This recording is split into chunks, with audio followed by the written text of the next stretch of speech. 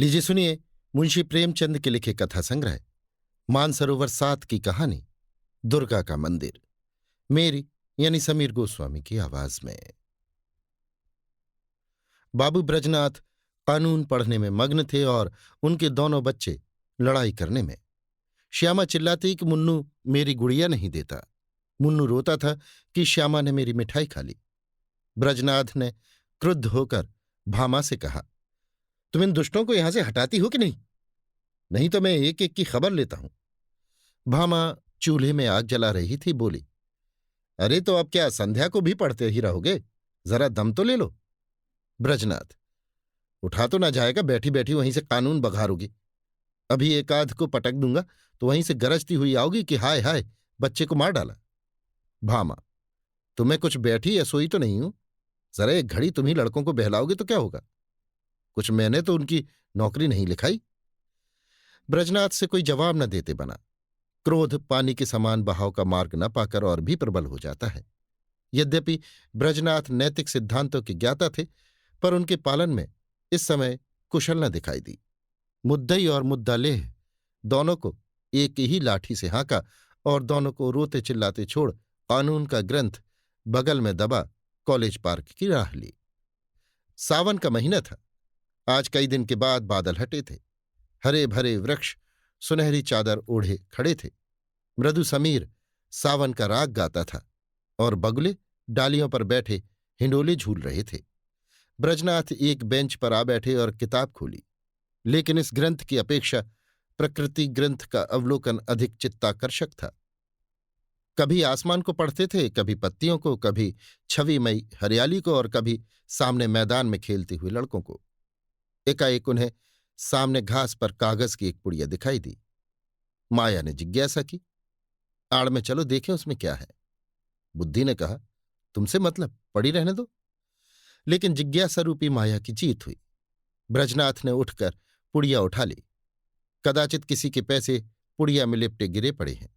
खोलकर देखा, सावरैन थे। गिना, पूरे 8 निकले। कुतूहल की सीमा न रही। ब्रजनाथ की छाती धड़कने लगी। 8 सावरैन हाथ में लिए सोचने लगे, इन्हें क्या करूं? अगर यहीं रख दूं तो न जाने किसकी नजर पड़े, ना मालूम कौन उठा ले जाए। नहीं, यहां रखना उचित नहीं। चलूं थाने में इत्तला कर दूं और ये सावरैन थानेदार को सौंप दूं। जिसके होंगे वो आप ले जाएगा, या अगर उसको ना भी मिले तो मुझ पर कोई दोष न रहेगा। मैं तो अपने उत्तरदायित्व से मुक्त हो जाऊंगा। माया ने पर्दे की आड़ से मंत्र मारना शुरू किया। वो थाने नहीं गए। सोचा, चलू भामा से एक दिल्लगी करूं। भोजन तैयार होगा, कल इत्मीनान से थाने जाऊंगा। भामा ने सावरैन देखे तो हृदय में गुदगुदी सी हुई। पूछा, किसकी है? ब्रजनाथ, मेरी। भामा, चलो, कहीं हो ना। ब्रजनाथ, पड़ी मिली है। भामा, झूठ बात। ऐसे ही भाग्य के बली हो तो सच बताओ, कहाँ मिली, किसकी है? ब्रजनाथ, सच कहता हूं, पड़ी मिली है। भामा, मेरी कसम? ब्रजनाथ, तुम्हारी कसम? भामा गिन्नियों को पति के हाथ से छीनने की चेष्टा करने लगी। ब्रजनाथ ने कहा, क्यों छीनती हो? भामा, लाओ मैं अपने पास रख लूं। ब्रजनाथ, रहने दो, मैं इसकी इत्तला करने थाने जाता हूं। भामा का मुख मलिन हो गया। बोली, पड़े हुए धन की क्या इत्तला? ब्रजनाथ, हाँ और क्या, इन 8 गिन्नियों के लिए ईमान बिगाड़ू ना। भामा, अच्छा तो सवेरे चले जाना, इस समय जाओगे तो आने में देर होगी। ब्रजनाथ ने भी सोचा, यही अच्छा। थाने वाली रात को तो कोई कार्रवाई करेंगे नहीं। जब अशर्फियों को पड़ा ही रहना है, तब जैसे थाना वैसे मेरा घर। गिन्नियां संदूक में रख दी। खा पी कर लेटे तो भामा ने हंसकर कहा, आया धन क्यों छोड़ते हो?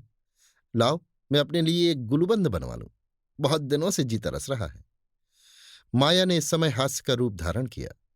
ब्रजनाथ ने तिरस्कार कर कहा, गुलूबंद की लालसा में गले में फांसी लगाना चाहती हो क्या? प्रातःकाल ब्रजनाथ थाने के लिए तैयार हुए। कानून का एक लेक्चर छूट जाएगा, कोई हरज नहीं। वो इलाहाबाद के हाईकोर्ट में अनुवादक थे।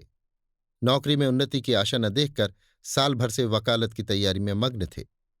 लेकिन अभी कपड़े पहन ही रहे थे कि उनके एक मित्र मुंशी गोरेलाल आकर बैठ गए और अपनी पारिवारिक दुश्चिंताओं की विस्तृत राम कहानी सुनाकर अत्यंत विनीत भाव से बोले, भाई साहब, इस समय मैं इन झंझटों में ऐसा फंस गया हूं कि बुद्धि कुछ काम नहीं करती।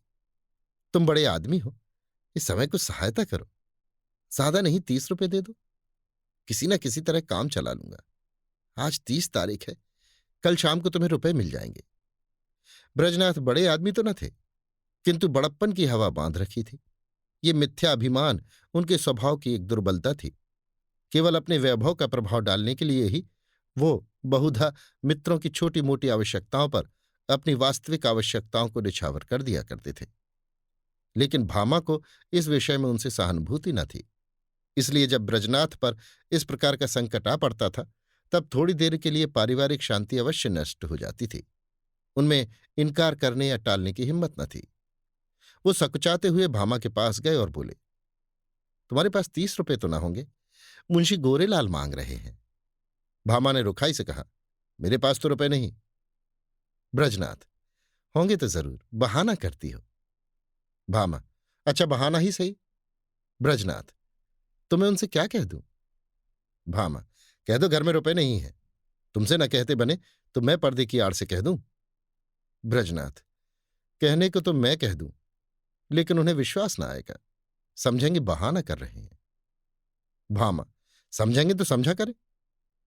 ब्रजनाथ, मुझसे ऐसी बेमुरव्वती नहीं हो सकती। रात दिन का साथ ठहरा, कैसे इनकार करूं? भामा, अच्छा तो जो मन में आए सो करो। मैं एक बार कह चुकी मेरे पास रुपए नहीं। ब्रजनाथ मन में बहुत खिन्न हुए। उन्हें विश्वास था कि भामा के पास रुपए हैं, लेकिन केवल मुझे लज्जित करने के लिए इनकार कर रही है। दुराग्रह ने संकल्प को और दृढ़ कर दिया। संदूक से 2 गिन्नियां निकाली और गोरेलाल को देकर बोले, भाई कल शाम को कचहरी से आते ही रुपए दे जाना। ये एक आदमी की अमानत है, मैं इसी समय देने जा रहा था। यदि कल रुपए न पहुंचे तो मुझे बहुत लज्जित होना पड़ेगा। कहीं मुंह दिखाने योग्य न रहूंगा। गोरेलाल ने मन में कहा, अमानत स्त्री के सिवा और किसकी होगी। गिन्नियां जेब में रखकर घर की राह ली। आज 1 तारीख की संध्या है। ब्रजनाथ दरवाजे पर बैठे गोरेलाल का इंतजार कर रहे हैं। 5 बज गए, गोरेलाल अभी तक नहीं आए। ब्रजनाथ की आंखें रास्ते की तरफ लगी हुई थीं। हाथ में एक पत्र था, लेकिन पढ़ने में जी न लगता था। हर तीसरे मिनट रास्ते की ओर देखने लगते थे, लेकिन सोचते थे, आज वेतन मिलने का दिन है, इसी कारण आने में देर हो रही है। आते ही होंगे। 6 बजे गोरेलाल का पता नहीं। कचहरी के कर्मचारी एक एक करके चले आ रहे हैं। ब्रजनाथ को कई बार धोखा हुआ। वो आ रहे हैं, जरूर वही है। वैसी ही अचकन है, वैसी ही टोपी है, चाल भी वही है। हाँ, वही है। इसी तरफ आ रहे हैं। अपने हृदय से एक बोझ सा उतरता मालूम हुआ, लेकिन निकट आने पर ज्ञात हुआ कि कोई और है। आशा की कल्पित मूर्ति दुराशा में बदल गई। ब्रजनाथ का चित्त खिन्न होने लगा। वो एक बार कुर्सी से उठे, बरामदे की चौखट पर खड़े हो सड़क के दोनों तरफ निगाह दौड़ाई। कहीं पता नहीं। 2-3 बार दूर से आते हुए इक्कों को देखकर गोरेलाल का भ्रम हुआ।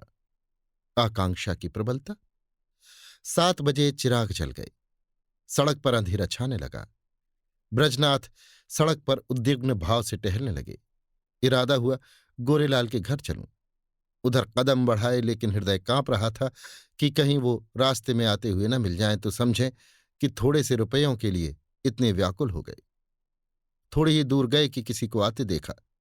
भ्रम हुआ गोरेलाल हैं। मुड़े और सीधे बरामदे में आकर दम लिया।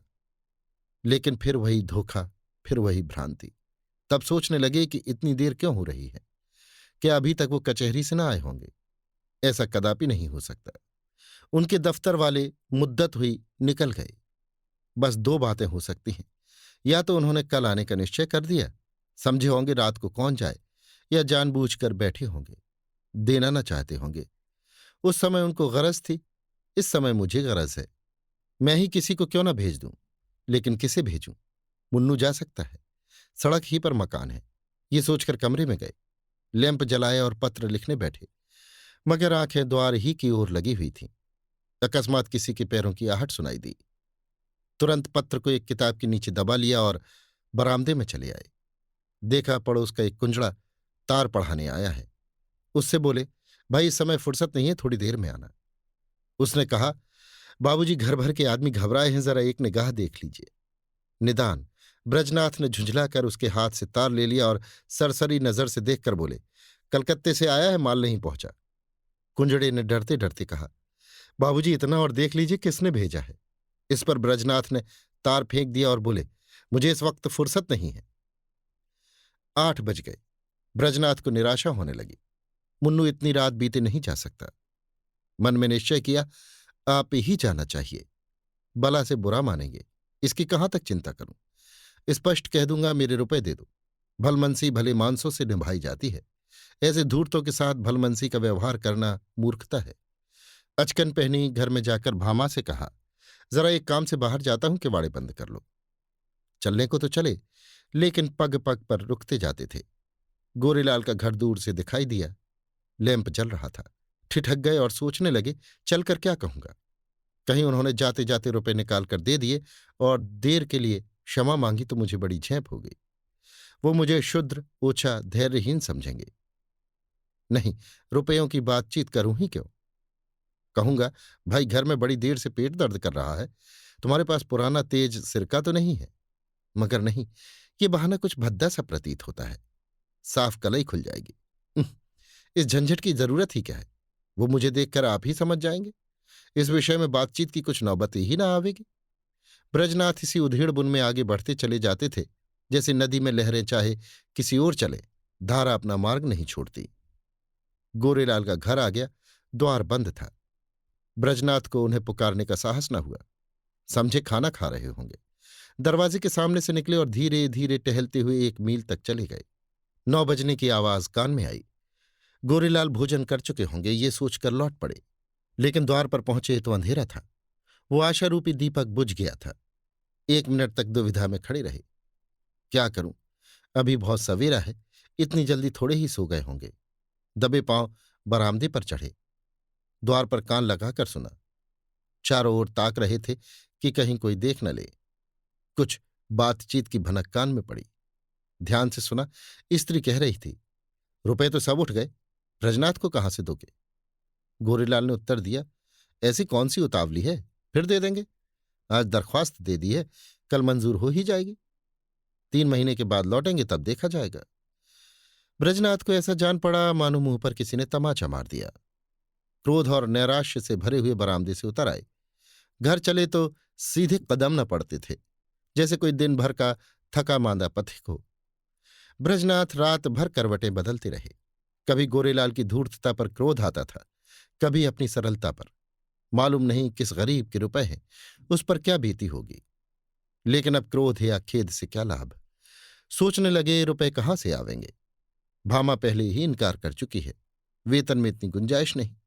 10-5 रुपए की बात होती तो कतर व्योत करता। तो क्या करूं, किसी से उधार लूं।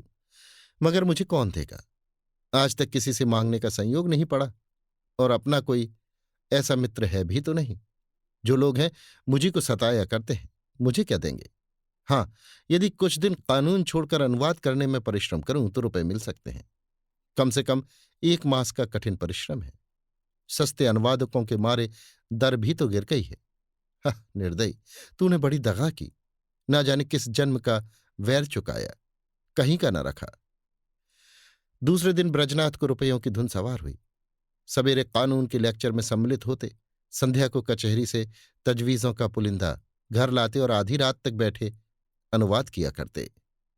सिर उठाने की मोहलत न मिलती। कभी 1-2 भी बच जाते। जब मस्तिष्क बिल्कुल शिथिल हो जाता तब विवश होकर चारपाई पर पड़ रहते। लेकिन इतने परिश्रम का अभ्यास न होने के कारण कभी कभी सिर में दर्द होने लगता, कभी पाचन क्रिया में विघ्न पड़ जाता, कभी ज्वर चढ़ाता। तिस पर भी वो मशीन की तरह काम में लगे रहते।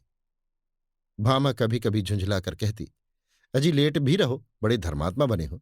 तुम्हारे जैसे 10-5 आदमी और होते तो संसार का काम ही बंद हो जाता। ब्रजनाथ इस बाधाकारी व्यंग का उत्तर न देते। दिन निकलते ही फिर वही चरखा ले बैठते। यहां तक कि 3 सप्ताह बीत गए और 25 रुपए हाथ आ गए। ब्रजनाथ सोचते थे 2-3 दिन में बेड़ा पार है, लेकिन 21वें दिन उन्हें प्रचंड ज्वर चढ़ाया और 3 दिन तक न उतरा। छुट्टी लेनी पड़ी, शैय्या सेवी बन गए। भादों का महीना था। भामा ने समझा पित्त का प्रकोप है, लेकिन जब 1 सप्ताह तक डॉक्टर की औषधि सेवन करने पर भी ज्वर न उतरा तब घबराई। ब्रजनाथ प्रायः ज्वर में बकझक भी करने लगते। भामा सुनकर डर के मारे कमरे से भाग जाती, बच्चों को पकड़कर दूसरे कमरे में बंद कर देती। अब उसे शंका होने लगी कि कहीं ये कष्ट उन्हीं रुपयों के कारण तो नहीं भोगना पड़ रहा है। कौन जाने रुपए वाले ने कुछ कर दिया हो। जरूर यही बात है, नहीं तो औषधि से लाभ क्यों नहीं होता।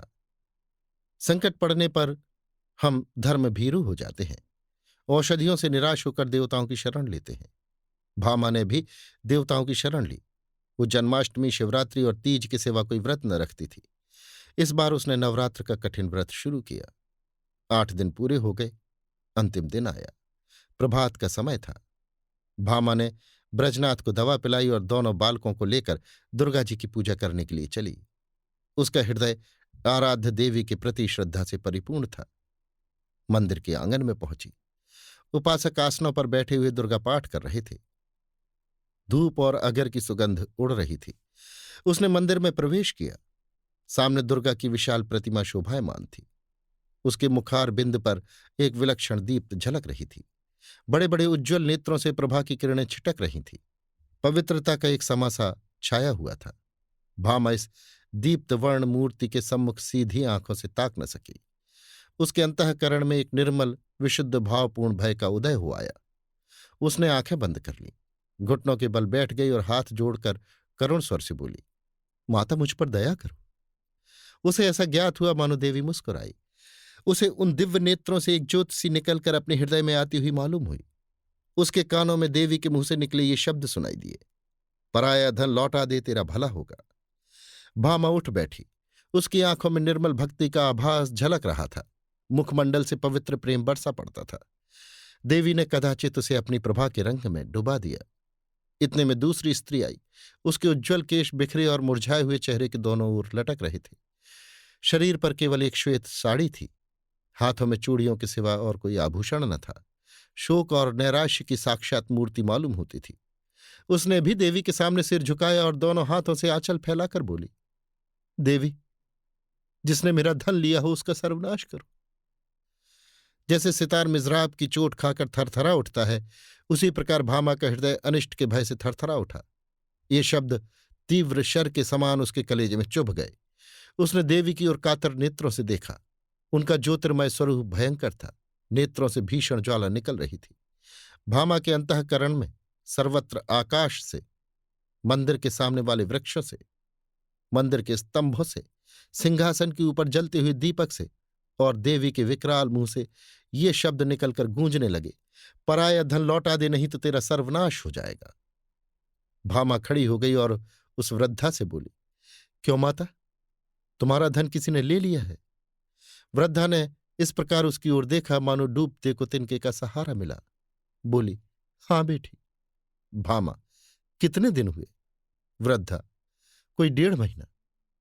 भामा, कितने रुपए थे? वृद्धा, पूरे 120। भामा, कैसे खोए? वृद्धा, क्या जाने, कहीं गिर गए। मेरे स्वामी पलटन में नौकर थे। आज कई बरस हुए वो परलोक से धारे। अब मुझे सरकार से 60 रुपए साल पेंशन मिलती है। अब की 2 साल की पेंशन एक साथ मिली थी। खजाने से रुपए लेकर आ रही थी। मालूम नहीं कब और कहाँ गिर पड़े। 8 गिन्नियां थी। भामा, अगर वे तुम्हें मिल जाए तो क्या दोगी? वृद्धा, अधिक नहीं, उसमें से 50 रुपए दे दूंगी। भामा, रुपए क्या होंगे, कोई उससे अच्छी चीज दो। वृद्धा, बेटी और क्या दूं? जब तक जीऊंगी तुम्हारा यश गाऊंगी। भामा, नहीं, मुझे इसकी आवश्यकता नहीं। वृद्धा, बेटी, इसके सिवा मेरे पास क्या है? भामा, मुझे आशीर्वाद दो, मेरे पति बीमार हैं, वो अच्छे हो जाएं। वृद्धा, क्या उन्हीं को रुपए मिले हैं? भामा, हां, वो उसी दिन से तुम्हें खोज रहे हैं। वृद्धा घुटनों के बल बैठ गई और आंचल फैलाकर कंपित स्वर से बोली, देवी, इनका कल्याण करो। भामा ने फिर देवी की ओर सशंक दृष्टि से देखा। उनके दिव्य रूप पर प्रेम का प्रकाश था। आंखों में दया की आनंददायिनी झलक थी। उस समय भामा के अंतःकरण में कहीं स्वर्गलोक से ये ध्वनि सुनाई दी, जा, तेरा कल्याण होगा। संध्या का समय है। भामा ब्रजनाथ के साथ इक्के पर बैठी तुलसी के घर उसकी थाती लौटाने जा रही है। ब्रजनाथ के बड़े परिश्रम की कमाई तो डॉक्टर की भेंट हो चुकी है, लेकिन भामा ने एक पड़ोसी के हाथ अपने कानों के झुमके बेचकर रुपए जुटाए हैं। जिस समय झुमके बनकर आए थे, भामा बहुत प्रसन्न हुई थी। आज उन्हें बेचकर वो उससे भी अधिक प्रसन्न है। जब ब्रजनाथ ने 8 गिन्नियां उसे दिखाई थी, उसके हृदय में एक गुदगुदी सी हुई थी, लेकिन हर्ष मुख पर आने का साहस न कर सका था। आज उन गिन्नियों को हाथ से जाते समय उसका हार्दिक आनंद आंखों में चमक रहा है, ओंठों पर नाच रहा है, कपोलों को रंग रहा है और अंगों पर किलोल कर रहा है। वो इंद्रियों का आनंद था, ये आत्मा का आनंद है। वो आनंद लज्जा के भीतर छिपा हुआ था, ये आनंद गर्व से बाहर निकला पड़ता है। तुलसी का आशीर्वाद सफल हुआ। आज पूरे 3 सप्ताह के बाद ब्रजनाथ तकिए के सहारे बैठे थे। वो बार बार भामा को प्रेमपूर्ण नेत्रों से देखते थे। वो आज उन्हें देवी मालूम होती थी। अब तक उन्होंने उसके बाह्य सौंदर्य की शोभा देखी थी, आज वो उसका आत्मिक सौंदर्य देख रहे हैं। तुलसी का घर एक गली में था। इक्का सड़क पर जाकर ठहर गया। ब्रजनाथ इक्के पर से उतरे और अपनी छड़ी टेकते हुए भामा के हाथों के सहारे तुलसी के घर पहुंचे। तुलसी ने रुपए लिए और दोनों हाथ फैलाकर आशीर्वाद दिया। दुर्गा जी तुम्हारा कल्याण करे। तुलसी का वर्णहीन मुख वैसे ही खिल गया जैसे वर्षा के पीछे वृक्षों की पत्तियां खिल जाती हैं। सिमटा हुआ अंग फैल गया, गालों की झुर्रियां मिटती दीख पड़ीं। ऐसा मालूम होता था मानो उसका कायाकल्प हो गया। वहां से आकर ब्रजनाथ अपने द्वार पर बैठे हुए थे कि गोरेलाल आकर बैठ गए। ब्रजनाथ ने मुंह फेर लिया। गोरेलाल बोले, भाई साहब कैसी तबीयत है? ब्रजनाथ, बहुत अच्छी तरह हूं। गोरेलाल, मुझे क्षमा कीजिएगा, मुझे इसका बहुत खेद है कि आपके रुपए देने में इतना विलंब हुआ। 1 तारीख ही को घर से एक आवश्यक पत्र आ गया और मैं किसी तरह 3 महीने की छुट्टी लेकर घर गया। वहां की विपत्ति कथा कहूं तो समाप्त न हो, लेकिन आपकी बीमारी का शोक समाचार सुनकर आज भागा चला आ रहा हूं। ये लीजिए, रुपए हाजिर हैं। इस विलंब के लिए अत्यंत लज्जित हूं। ब्रजनाथ का क्रोध शांत हो गया। विनय में कितनी शक्ति है। बोले, जी हां, बीमार तो था, लेकिन अब अच्छा हो गया हूं। आपको मेरे कारण व्यर्थ कष्ट उठाना पड़ा। यदि इस समय आपको असुविधा हो तो रुपए फिर दे दीजिएगा। अब मैं उऋण हो गया हूं, कोई जल्दी नहीं है। गोरेलाल विदा हो गए तो ब्रजनाथ रुपए लिए हुए भीतर आए और भामा से बोले, ये लो अपने रुपए। गोरेलाल दे गए। भामा ने कहा, ये मेरे रुपए नहीं, तुलसी के हैं। एक बार पराया धन लेकर सीख गई। ब्रजनाथ, लेकिन तुलसी के पूरे रुपए तो दे दिए गए। भामा, दे दिए गए तो क्या हुआ, वे उसके आशीर्वाद की न्यौछावर है। ब्रजनाथ, कान के झुमके कहां से आवेंगे? भामा, झुमके ना रहेंगे ना सही, सदा के लिए कान तो हो गए। अभी आप सुन रहे थे मुंशी प्रेमचंद के लिखे कथा संग्रह मानसरोवर 7 की कहानी दुर्गा का मंदिर, मेरी यानी समीर गोस्वामी की आवाज में।